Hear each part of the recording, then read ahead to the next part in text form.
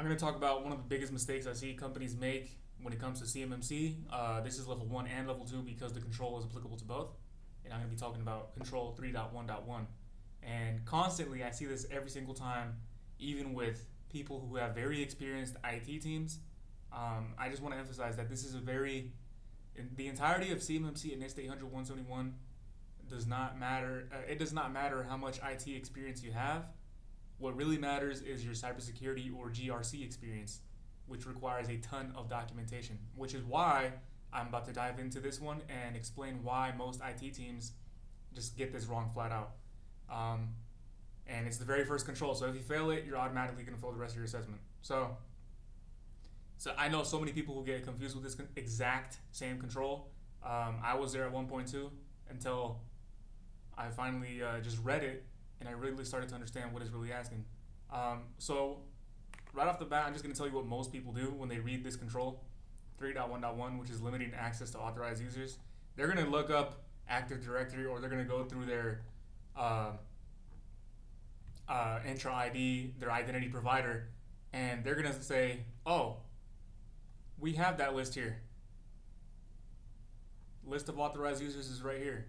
And that is the wrong approach to this, and that is the wrong answer, and it will fail you in the assessment. That is the wrong way to go about this control. And here's the misunderstanding. So Active Directory or Entra ID is showing who exists in the system right now. The very first assessment objective, 3.1.1a, is requiring you to prove who is authorized to be there. That's your desired state. Active Directory is your current state. So let me show you why this method of, the Active Directory is my list. If you get hacked and a hacker creates an account for himself and his buddies in Active Directory, does that make those users authorized? It doesn't. So if you're using your identity provider or Active Directory as your source of truth for authorized users, you're doing it wrong and you will fail the assessment. So I just want to clear that up. What they're looking for here is a list of people. HR usually has this, so this is not even that difficult of a control to do.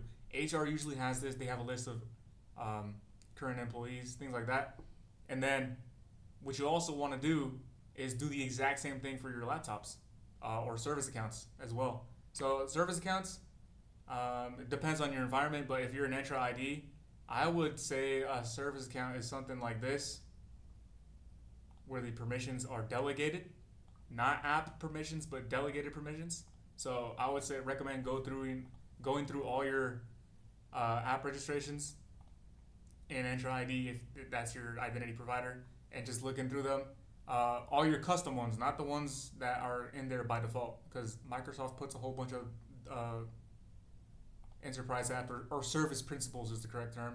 They put a whole bunch of service principles in here by default. So anything that has the delegated permission is what I would say is the definition of authorized processes, which is assessment objective B. But for assessment objective C, they really want to see something about a list, an Excel sheet maybe. I like to put it in SharePoint, a SharePoint list. Make an Excel sheet or a SharePoint list of your hardware inventory and just keeping track of your inventory and making sure that access to the system is only limited to those. That's what the rest of the three objectives are about, which is authorized users are limited, right? So the first one asking you to identify them, and then assessment objective D is asking you to prove how that's actually happening, and that's easy. You'll just share your screen and say, yeah, look,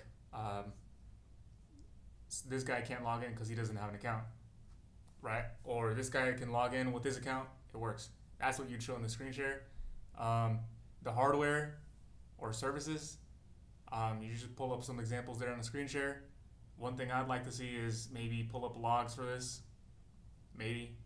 I'm not sure what an assessor would really, it will vary around what assessor you get, but typically be prepared to show how that's actually being enforced.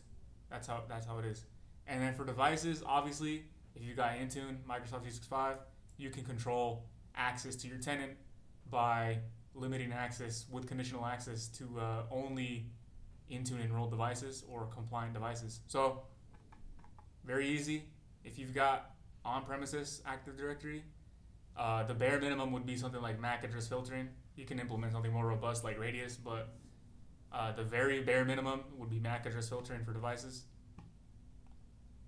And so yeah, that's I just wanted to go over what the common misconceptions are here, and hopefully that cleans up a lot of things. So if you're getting ready for Cmmc, you want to make sure you're implementing stuff correctly. I've got resources. Comment. I'll go ahead and try to help you out. Possibly make videos on more stuff you might ask for. I'll break down these controls as we go. So see you next time.